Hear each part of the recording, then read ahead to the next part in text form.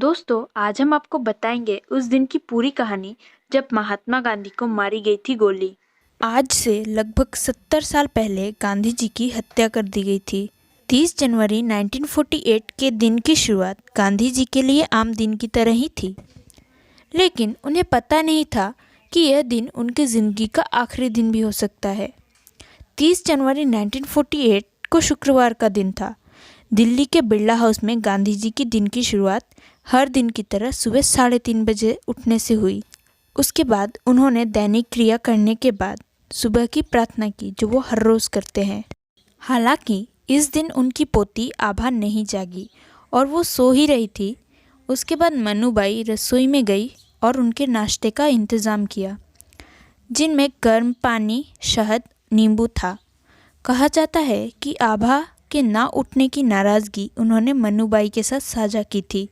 वो चाहते थे कि 2 दिन बाद 2 फरवरी को होने वाले सेवाग्राम दौरे की व्यवस्था की जाए। यह दिन अन्य दिन से थोड़ा अलग था और उस दिन गांधी ने रोज़ की तरह अन्य कागजी कार्रवाई में भी ज़्यादा रुचि नहीं। उस दौरान दिल्ली में बंटवारे की वजह से हालात सामान्य नहीं थे और इसकी वजह से गांधी जी थोड़े परेशान भी थे। हर रोज़ गांधी से कई लोग मिलने आते थे और 30 जनवरी को भी ऐसा ही हुआ।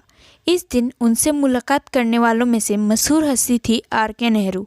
उस दौरान उन्होंने कई लोगों से मुलाकात की और बंटवारे को लेकर कहा, अगर लोग मेरी बात सुनते तो ये सब नहीं होता।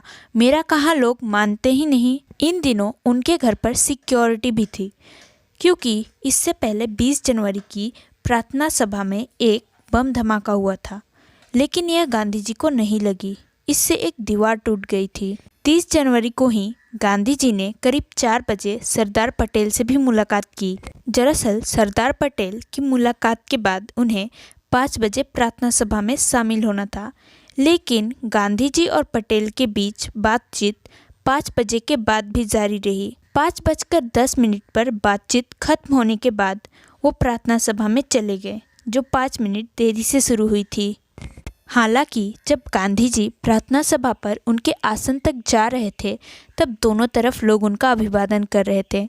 उसी वक्त जेब में रिवॉल्वर रखे नथुराम गोडसे ने पहले गांधी जी को नमस्कार किया और फिर उन पर गोलियां चला दी, जिसके बाद उनकी मौत हो गई।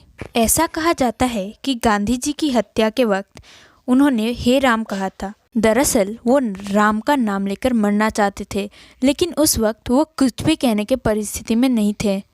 ये रिपोर्ट महात्मा गांधी के निजी सचिव बी कल्याणम के शब्दों पर आधारित है।